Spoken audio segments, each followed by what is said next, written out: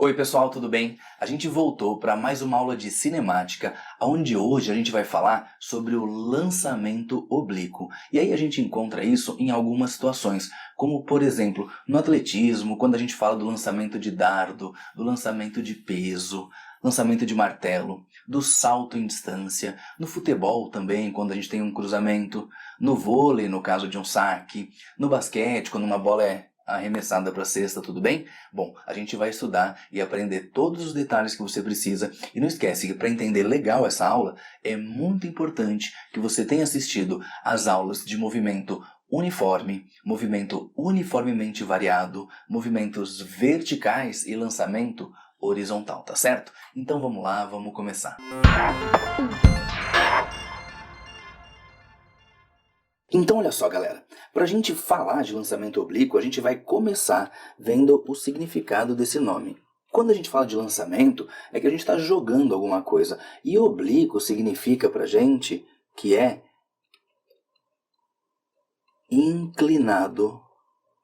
Então, para entender, vamos fazer o seguinte, eu vou colocar para vocês ali uma bola de futebol, vai vir alguém e vai chutar essa bola, e a bola vai fazer essa trajetória que eu coloquei ali para vocês. É uma trajetória com formato parabólico. Bom, o que acontece? Durante o movimento, essa bola passou por várias posições e acabou voltando para o chão. Agora, a gente percebe alguns pontos importantes que a gente vai se referir. Por exemplo, nesse ponto aqui, a gente tem a altura máxima.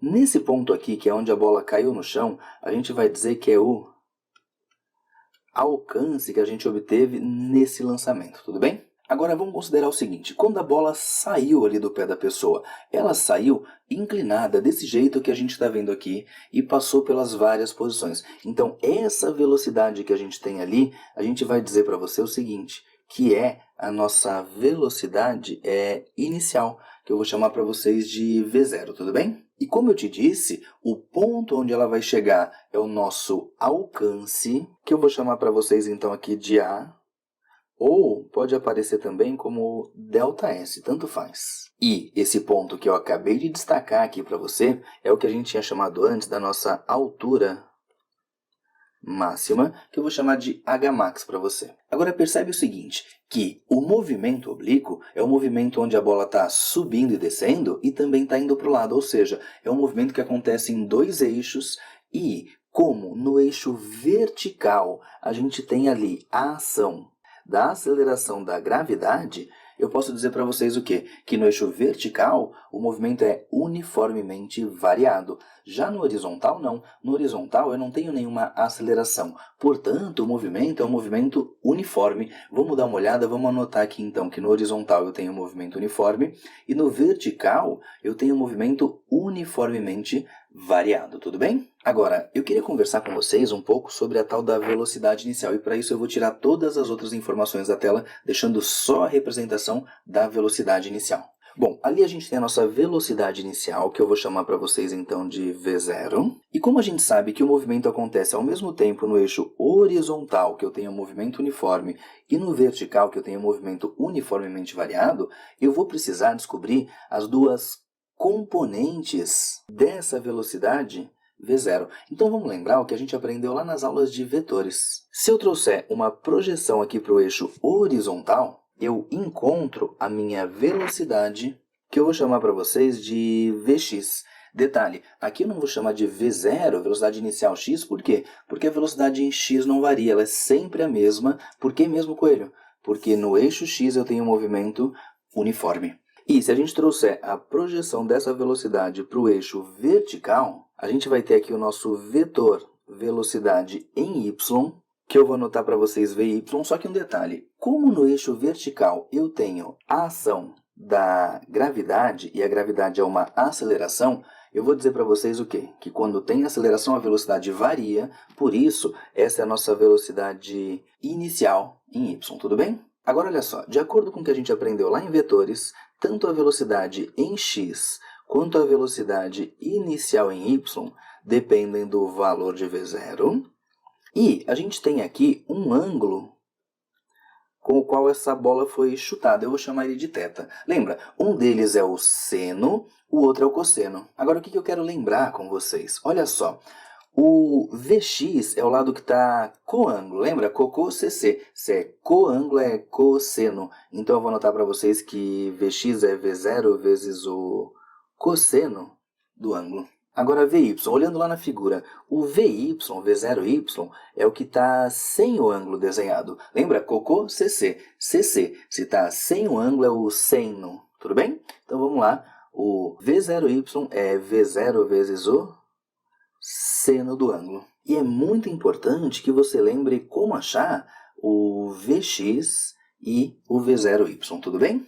Então, por exemplo, imagina o seguinte, que uma bola foi lançada ali com uma velocidade inicial de 10 metros por segundo e foi lançada com um ângulo θ, de forma que o seno de θ vale 0,6 e o cosseno de θ vale 0,8, por exemplo.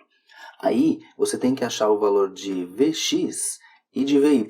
Vamos lá? Ó, o vetor Vx é aquele vetor que está com o ângulo desenhado. Então, o vetor Vx vai ser o V0. Se é com o ângulo, lembra? Cocô é o cosseno do ângulo. Então, Vx ficaria para a gente como V0, que vale 10 metros por segundo, vezes o cosseno do ângulo, que eu dei ali para vocês, 0,8. Com isso, a gente encontra que o valor de Vx é igual a 8 metros por segundo. Tudo bem? Está aqui para vocês, então, uma das componentes da velocidade. E se a gente tiver que encontrar velocidade inicial em y, a gente vai fazer o quê? É V0 sempre vezes. Dá uma olhada lá na figura. O nosso VY é o lado que está sem o ângulo desenhado.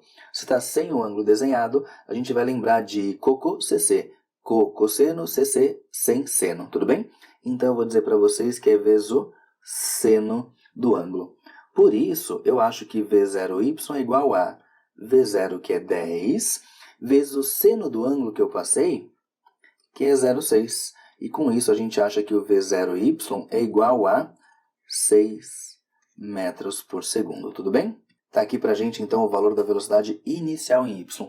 Isso quer dizer o quê? Isso quer dizer para a gente que significa que se a velocidade inicial V0 vale 10 metros por segundo, significa para a gente que inicialmente essa bola está indo para o lado com uma velocidade de 8 metros por segundo e indo para cima com uma velocidade de 6 metros por segundo. E aí dizer isso quer dizer o quê? Quer dizer que se ela está ao mesmo tempo indo com essa velocidade e com essas duas velocidades juntas têm o mesmo efeito do que a velocidade V0 igual a 10. Voltando lá então para a nossa figura do lançamento oblíquo, onde a gente tem lá no ponto onde a velocidade vai ser chutada o nosso V0, aonde a gente tem lá no ponto mais alto, que a gente chamou de altura máxima, H máximo, a distância que existe entre o ponto de chute e o ponto onde ela bate no chão de novo é o nosso alcance, ou pode aparecer para você também como o ΔS.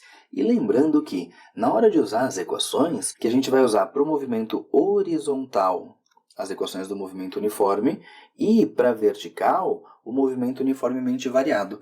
Agora, uma coisa importante de você perceber é que a bola é chutada e ela está subindo e descendo, e o mesmo tempo que ela está subindo e descendo é o tempo que ela está indo para o lado. De novo ali, ó, o mesmo tempo que ela sobe e desce é o tempo que ela está indo para o lado. Bom, vamos escrever então as equações primeiro no eixo horizontal. No eixo horizontal eu posso dizer que o nosso ΔS é a velocidade Vx vezes o tempo. Esse ΔS é o nosso alcance. E lembrando que a gente acabou de ver como acha o valor de Vx, tudo bem?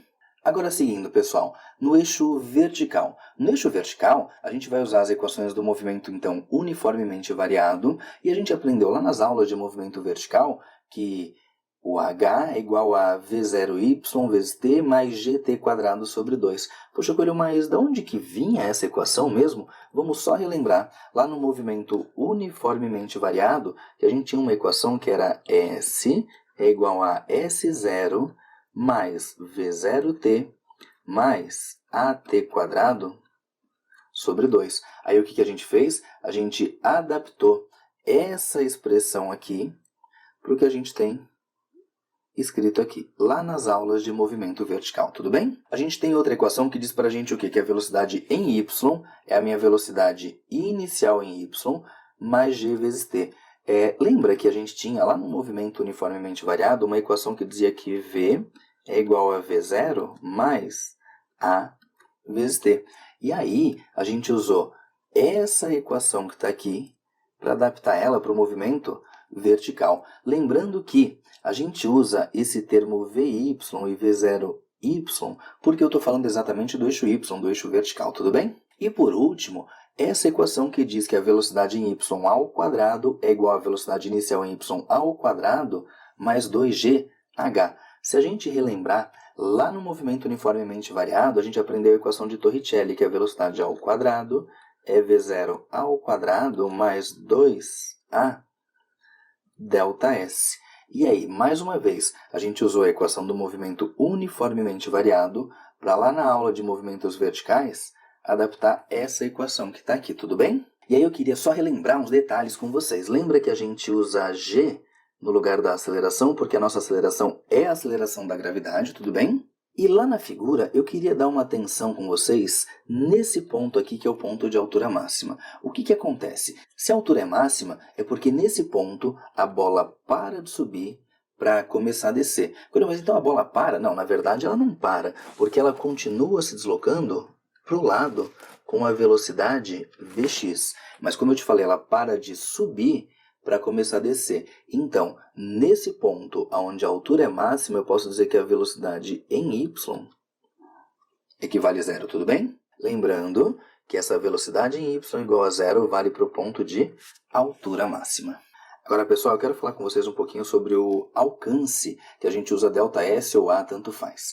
A gente sabe achar o Vx, que a gente aprendeu que Vx é igual a V0 vezes o cosseno do ângulo de lançamento que a gente tem aqui na figura, tudo bem? Agora, o tempo. Como eu comentei antes com vocês, o tempo em que a bola está indo para o lado é o mesmo tempo que ela demora para subir e descer. Então, eu posso isolar o tempo aqui, tanto faz, e usar esse tempo para substituir na equação do alcance. Bom, o que acontece? Eu não vou fazer a dedução da equação para vocês, porque eu só vou encher tua cabeça de conta aqui, e o objetivo é te fazer interpretar as coisas. Eu quero te mostrar como fica para a gente a equação do alcance, tudo bem? Se eu colocar para vocês, então, no eixo horizontal, eu sei que o nosso alcance é dado por Vx vezes o tempo. E aí, se a gente fizer aquelas substituições que eu te falei, a gente vai chegar na seguinte expressão, que o alcance é igual ao valor da velocidade inicial ao quadrado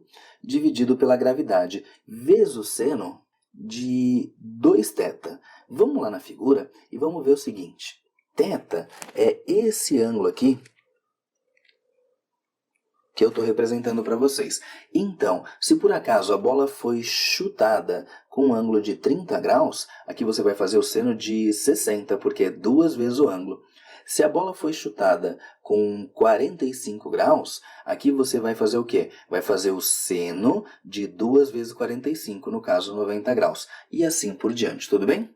E a partir dessa expressão, a gente acha então o nosso alcance ou o ΔS. Daí você vai me dizer de repente, poxa Coelho, mas eu prefiro, ao invés de usar essa equação decorada, usar que ΔS é Vx vezes o tempo, daí eu calculo Vx separado, calculo o tempo separado. Tudo bem, maravilha. Agora a vantagem de você lembrar essa equação é que você acha direto o valor do alcance, tudo bem? Agora pessoal, se você chutar a bola com a mesma velocidade inicial, numa mesma região, ou seja, que eu tenho a mesma aceleração da gravidade, é possível fazer a bola ter alcances diferentes. Tudo isso vai depender do ângulo com o qual você chuta a bola.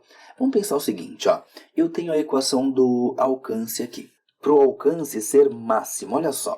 Considerando que eu vou comparar chutes onde a bola saiu com a mesma velocidade inicial e a gravidade é a mesma no local, eu preciso o seguinte. Eu preciso que, para que o alcance seja máximo, o valor de seno de 2θ seja máximo. Aí, para isso, vamos lembrar da conclusão que a gente aprende lá nas aulas do Ferreto. Se a gente pegar aqui a circunferência trigonométrica, a gente sabe que esse eixo é o eixo dos senos e a gente tem o seno do ângulo variando desde -1 até +1. Então, o que acontece? O seno máximo é +1, o maior valor que eu posso ter para o seno de um ângulo. E a gente percebe aqui na figura que o ângulo em que eu vou ter seno +1 é esse ângulo aqui, ou seja, o ângulo de 90 graus. Agora, olha só, eu preciso que tudo isso aqui seja igual a 90 graus para que o seno dê igual a 1. Então, vamos pensar juntos. Se 2θ precisa ser igual a 90 graus, eu consigo encontrar que o θ tem que ser igual a 90 dividido por 2, ou seja, o θ tem que ser igual a 45 graus. Então, quando a gente quer que um chute tenha o alcance máximo para aquela velocidade inicial de chute, eu preciso fazer ele com 45 graus de inclinação, tudo bem? Pessoal, agora olha só. É exatamente com esse ângulo de 45 graus que o pessoal, por exemplo, do lançamento numa prova de atletismo, tipo lançamento de dardo, vai buscar na hora de fazer o seu lançamento. Por quê? Porque ele vai conseguir, com a sua força, dar um impulso para que aquele dardo tenha uma velocidade inicial. E ele quer fazer o quê? Ele quer fazer o dardo chegar o mais longe possível. E para conseguir fazer isso, ele tem que saber essa informação da física, tá certo? Que o ângulo de lançamento tem que ser com 45 graus. Mesma coisa no salto em distância, a mesma coisa no lançamento de peso e de martelo, tudo bem? Vamos lá, vamos continuar. Então, vamos deixar anotado que o alcance máximo é obtido com um ângulo de 45 graus. Vamos destacar aqui, ó, alcance máximo com ângulo de 45 graus, tudo bem? Agora, uma outra pergunta que costumam fazer pra gente sobre o alcance no lançamento oblíquo. Olha só, eu vou pegar e vou chutar a bola ali com um certo ângulo e a gente percebe que ela saiu com uma velocidade inicial e fez essa trajetória aqui. Agora, eu vou chutar a bola com a mesma velocidade inicial, eu só vou mudar um pouquinho o ângulo de chute. Então, eu vou chutar a bola, por exemplo, aqui pra cima. E percebeu que ela chegou no mesmo ponto? Olha só, a trajetória foi essa, e com a mesma velocidade inicial eu obtive o mesmo alcance. Então eu vou representar para vocês ali as duas trajetórias, e lembrando que nos dois casos eu joguei essa bola, eu chutei essa bola com velocidades iniciais iguais e obtive o mesmo alcance. Quando que isso acontece? Eu vou fazer o seguinte, eu vou lá na figura e vou chamar esse ângulo aqui do primeiro chute de ângulo 1, θ1, e vou chamar o ângulo do segundo chute, que está aqui, de θ2. Pessoal, o mesmo alcance eu vou ter, por exemplo, se eu tiver θ1 é igual a 30 graus e θ2 igual a 60 graus. Mas eu também vou ter, se eu tiver, por exemplo, θ1 igual a 10 graus e θ2 igual a 80 graus. Também vou ter, se eu tiver, por exemplo, θ1 igual a 20 graus e θ2 igual a 70 graus. Também vou conseguir o mesmo alcance se eu tiver θ1 igual a 40 graus e θ2 igual a 50 graus. O que você percebe em todos esses casos aqui? Olha só, se eu pegar o valor de θ1 e somar com o valor de θ2, ou seja, se eu somar os ângulos, em todos os casos, olha lá, 30 mais 60 dá 90, 10 mais 80 também dá 90, 20 mais 70 também dá 90, 40 mais 50 também dá 90. Ou seja, quando a soma dos dois ângulos der 90 graus, eu vou ter o quê? Alcances iguais. Vamos anotar aqui então que nesse caso a gente consegue alcances iguais. Lembrando, claro, que a gente está falando por uma situação onde as velocidades iniciais de chute são iguais, tudo bem? Aí o que acontece? A gente aprende lá nas aulas do Ferreto que quando a soma de dois ângulos dá 90 graus, que eu chamo esses ângulos de ângulos complementares. Então a gente deixa registrado aqui o quê? Que ângulos complementares determinam o mesmo alcance, tudo bem? Claro, como eu te falei, desde que a velocidade de lançamento, a velocidade inicial dos dois, seja a mesma, tudo bem? Vamos dar uma olhada então numa questão da prova do Enem. Na antiguidade, algumas pessoas acreditavam que, no lançamento oblíquo de um objeto, a resultante das forças que atuavam sobre ele tinha o mesmo sentido da velocidade em todos os instantes do movimento. Isso não está de acordo com as interpretações científicas atualmente utilizadas para explicar esse fenômeno. Desprezando a resistência do ar, qual é a direção e o sentido do vetor força resultante que atua sobre o objeto no ponto mais alto da trajetória? Bom, pessoal, antes de olhar as alternativas, para a gente conseguir responder legal essa questão, vamos dar uma olhada lá na figura que a gente viu durante a aula, lembrando que a pergunta que foi feita para a gente é sobre o vetor força resultante no ponto mais alto da trajetória. Bom, pessoal, a questão está falando sobre esse ponto que é o ponto mais alto da trajetória. E ela quer saber sobre a força resultante que atua na bola. Na verdade, não só no ponto mais alto da trajetória, mas em todo o caminho. Tirando o momento em que o pé está em contato com a bola ou que a bola já está em contato com o chão, a gente pode dizer o quê? Que a força que atua na bola, se eu estou desprezando a resistência do ar, é a força da gravidade, ou seja, é a força peso que eu estou representando para vocês aqui.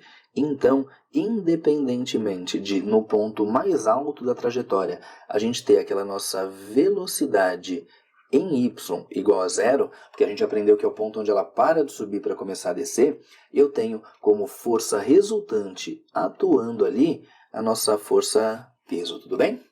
Vamos voltar então lá para ler as alternativas. Letra A, ele fala aqui para a gente que a direção e o sentido da força é indefinido, pois ele é nulo, assim como a velocidade vertical nesse ponto. Olha, gente, a velocidade vertical nesse ponto mais alto até é zero, mas o sentido não é indefinido, né? Direção nem sentido, a direção é vertical e o sentido é para baixo, e ele não é nulo não, então besteira o item A.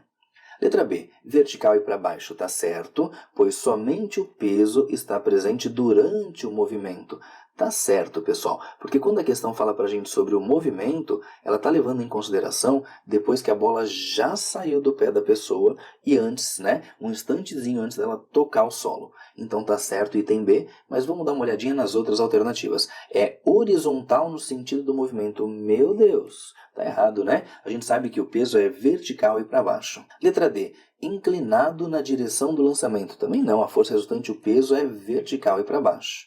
E letra E, inclinado para baixo no sentido do movimento, pois aponta para onde o objeto cairá. Também não, está tudo errado. Então a nossa resposta é a letra B.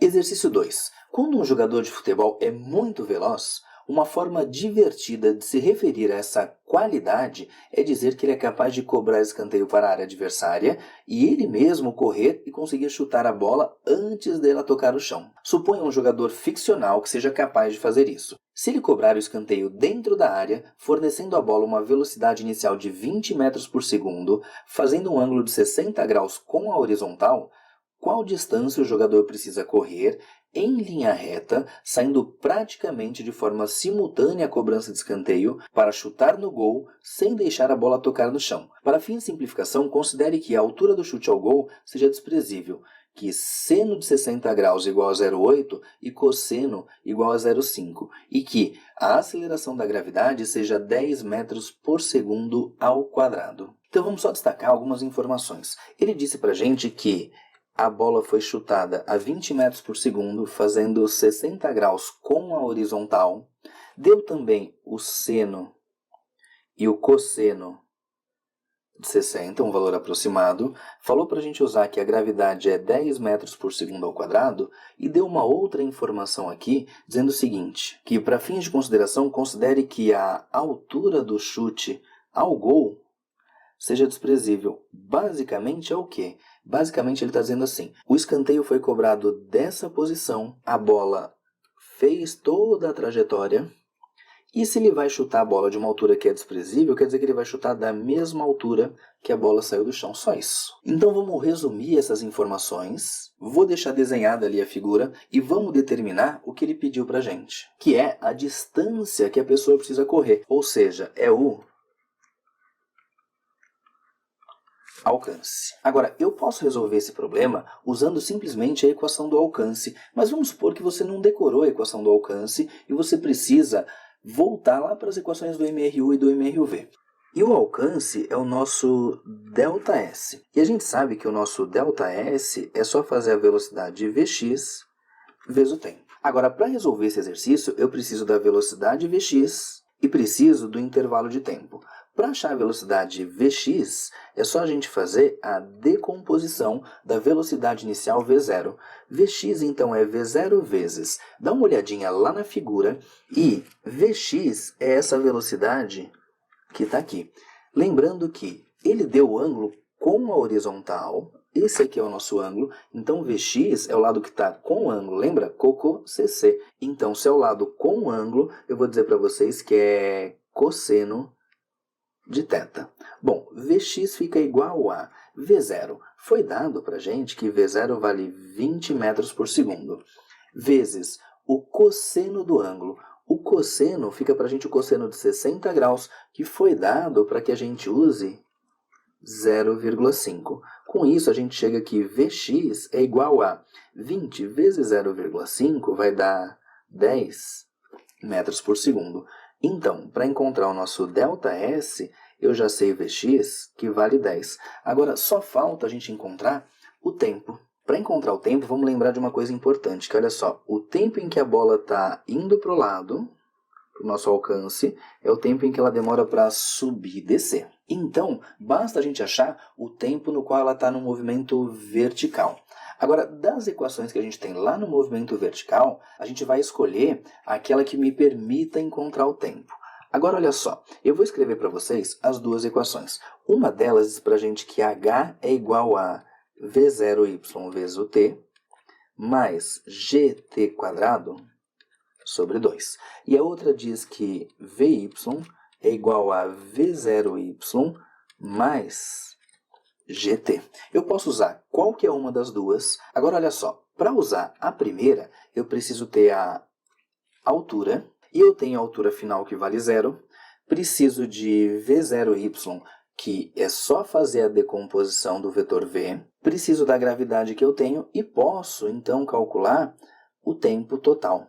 Mas eu também posso pensar na equação de baixo, porque, por exemplo, olha só, eu tenho Vy, ué, Coelho, eu tenho lá no ponto mais alto, a gente sabe, por exemplo, que a velocidade Vy é 0. Poxa, Coelho, mas espera aí. Lá, daí não é o alcance máximo, lá é só metade da trajetória. Bom, mas daí pensa, se eu achar o tempo de metade da trajetória, para achar o tempo total, é só multiplicar por 2. Então, vamos lá, voltando, vai? Eu sei que essa velocidade em y lá no ponto mais alto é 0. A velocidade inicial em y é só a gente fazer a decomposição.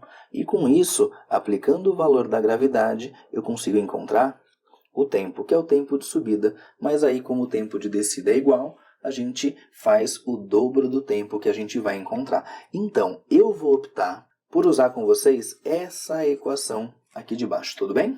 Então, vamos escrever aqui a equação que a gente vai usar, que Vy é igual a V0y mais gt. Agora, eu queria que você relembrasse de uma coisa muito importante que a gente aprendeu lá nas aulas de movimento vertical, que é o quê? A nossa gravidade age para baixo. Só que a gente está analisando agora o movimento em que a bola vai chegar no ponto mais alto, ou seja, é o movimento de subida. E a gente combinou que, nesse caso, a gente consideraria a gravidade o quê? Negativa. Por que mesmo? Porque na subida a gravidade está atrapalhando o movimento. Então, o que a gente vai fazer? No lugar desse mais que está aqui, a gente vai colocar o sinal de menos, tudo bem? Por isso que no comecinho da aula eu falei que é fundamental que a gente já tenha assistido às aulas de movimentos verticais. Mas seguindo, pessoal, vamos lá. A gente sabe que na altura máxima, a velocidade em y vale 0. Então a gente vai deixar anotado aqui que esse valor é 0. Então fica para a gente 0 igual a V0y, que eu ainda não tenho, menos a gravidade, que é 10, vezes o tempo. Como eu estou falando da subida até a altura máxima, esse tempo aqui é o tempo de subida, que eu vou deixar para vocês como TS. Bom, para a gente continuar o exercício, a gente precisa encontrar o valor de V0y. Vamos escrever então o seguinte, que V0y é igual a V0 vezes. Lá na figura a gente sabe que V0y é aquela velocidade que está sem o ângulo desenhado. Lembra CC? Se está sem o ângulo desenhado, é vezes o seno do ângulo.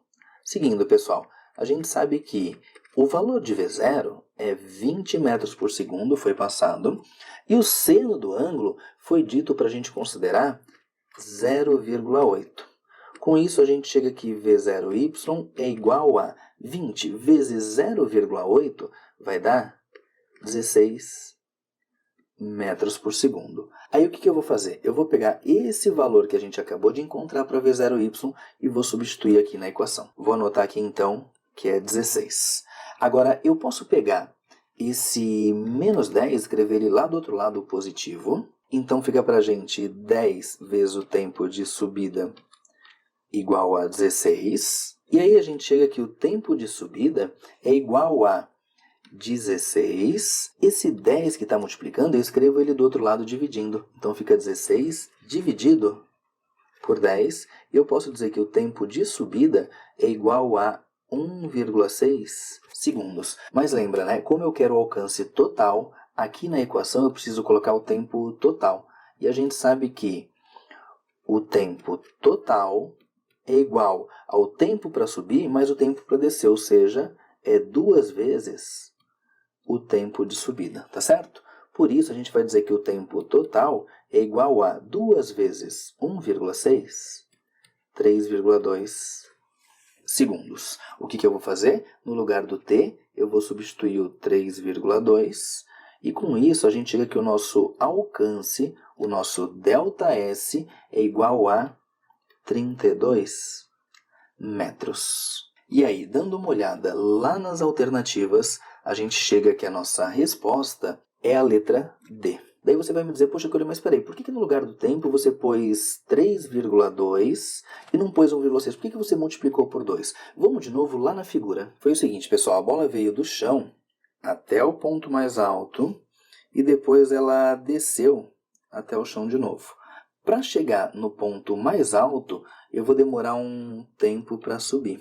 Só que detalhe, a gente aprendeu lá nas aulas de movimento vertical que o mesmo tempo que ela demora para subir, ela demora para descer. Então, se ela demorou para subir 1,6 segundos, quer dizer que ela demorou para descer também 1,6 segundos. E aí, como a questão pediu para a gente encontrar o nosso alcance, ou seja, o nosso ΔS, o ΔS é o alcance total, então eu preciso usar o tempo total. E o que é para a gente o tempo total? O tempo total, esses 3,2, nada mais são do que os 1,6 segundos para subir, mais os 1,6 segundos para descer, tudo bem? Pessoal, e com isso a gente encerra essa nossa aula de lançamento oblíquo, uma aula mais pesada sim, mas não é à toa que é a última aula de cinemática, a aula que envolve todos os conceitos que a gente aprendeu nessa parte da matéria, tá bom? Tchau e até a próxima aula.